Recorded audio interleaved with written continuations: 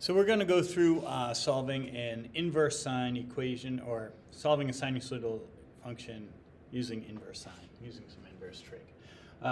So we have 10 sine of 2x minus 3 plus 7 equals 12. Job number one is isolate the sine by itself. Isolate sine. So that means I need to deal with the 7 and the 10. So step one, I'm going to subtract 7 from both sides. So I end up with sine of 2x minus 3 is 5, and I've got my 10 over here, and then I'm going to divide both sides by 10. So I'm going to get sine of 2x minus 3 equals 1/2. This is, so I've isolated sine. Isolate, I'm going to say the trig function. Because if it's cosine, you isolate it. You always isolate it. All right, now this is the new step, right? We're going to take the inverse sine of both sides. And when we do that, we need to pay attention to a lot of details. Sine actually turns into two different equations that we need to solve, and you can see another video for the why behind that if you care. But basically, the first one is going to be what I consider the straightforward one. We need to now solve 2x minus 3 equals inverse sine of 1/2.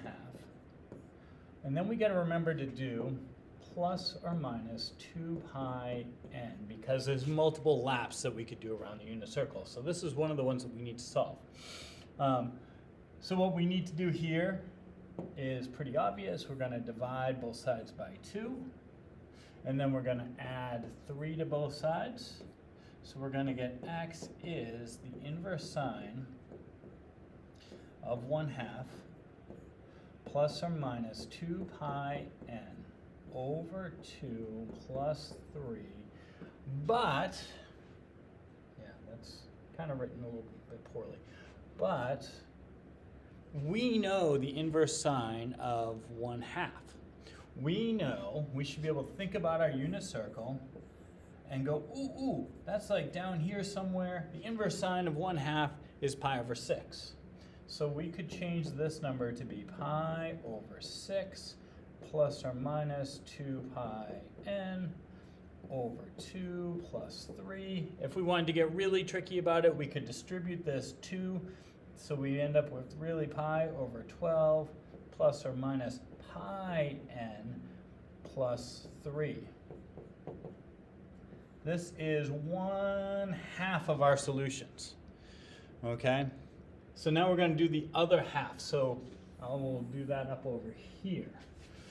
So the other part that you need to realize, so anytime you're dealing with sine, and this changes for cosine, but anytime you're dealing with inverse sine, you need to, and I'm going to do this in red, have this equal to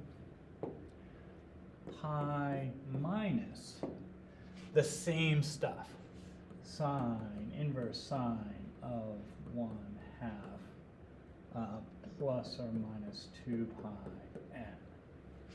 So notice, inverse sine of 1/2 plus or minus 2 pi n, inverse sine of 1/2 plus or minus 2 pi n. All I did was add this pi minus. So you actually need to do both for inverse sine.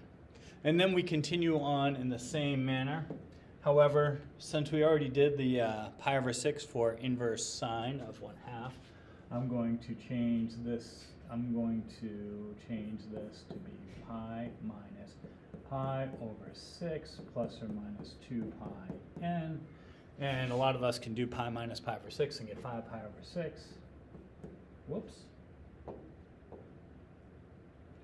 So 5 pi over 6 plus or minus 2 pi n, and this is 2x plus 3.